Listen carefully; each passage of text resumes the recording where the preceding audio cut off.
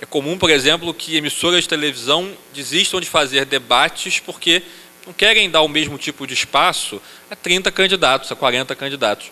Portanto, isso não está produzindo um efeito benéfico à democracia. É lógico que é possível fazer gradações dessas regras, mas é importante que a gente pense em relação a elas. Do mesmo jeito, a legislação veda, por exemplo, que as emissoras queiram fazer transmissão ao vivo dos debates intrapartidários. E eu pergunto aos senhores se não seria interessante, tal como nós temos visto nos Estados Unidos, que a fase de escolha dos candidatos, sobretudo em disputa majoritária, tivesse cobertura da mídia. Porque a verdade é que depois de escolhidos, a sociedade tem que se conformar com aquele cartel, cartel já foi um juízo involuntário de valor, com aquele cardápio limitado. Ao passo que a democratização da disputa prévia poderia ter um certo efeito de induzir que melhores pessoas, mais afinadas, pudessem ter uma chance de disputar a eleição.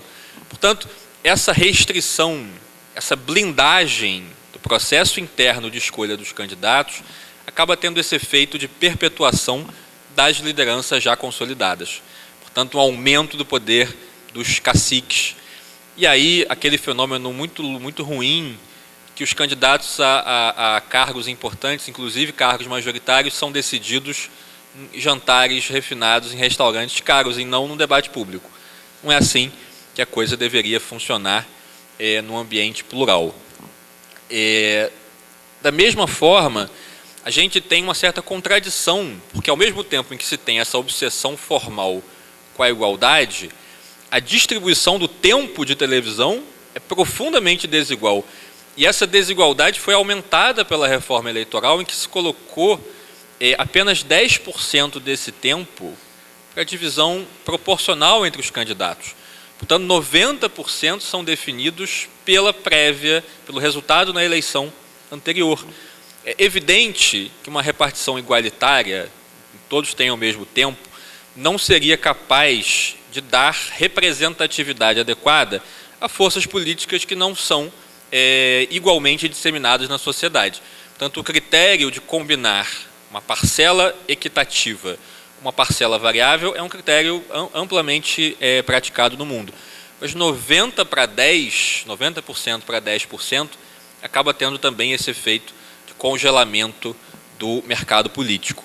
Então, ao mesmo tempo em que a gente tem muita desconfiança do debate político espontâneo, tem que ser igualitário, o debate político induzido pelo Estado é profundamente não igualitário. Nós temos que repensar o sistema. E por fim, nesse tópico ainda, coloco uma referência ao paternalismo que está profundamente enraizado na legislação. Nessa linha de direcionar como as coisas são feitas. A legislação chega ao ponto de dizer o tamanho que os anúncios podem ter. A legislação proíbe, essa é uma inovação mais recente, a associação da campanha com um show musical, que eu até entendo, porque enfim, o padrão musical não era especialmente elevado, mas isso é uma forma de paternalismo.